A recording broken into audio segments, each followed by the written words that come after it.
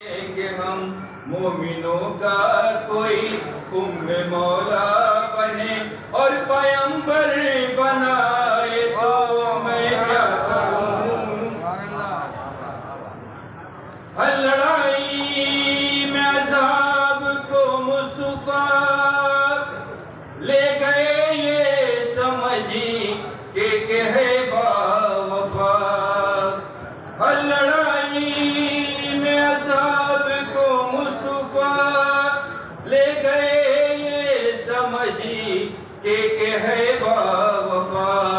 जंग में अपनी तेबोझ पर छोड़कर अब कोई भाग जाए तो मैं क्या करूं।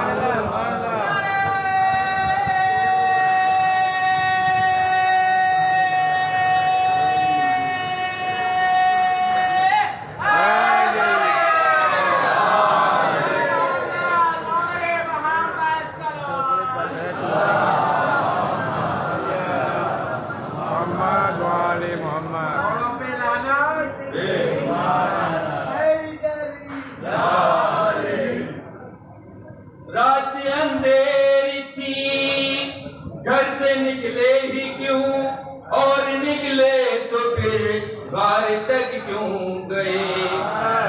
रात अंधेरी थी घर से निकले ही क्यों और निकले तो फिर बार तक क्यों गए।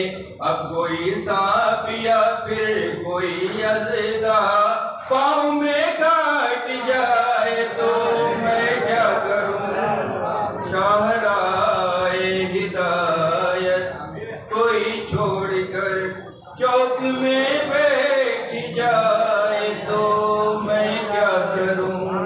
नारे सलावत।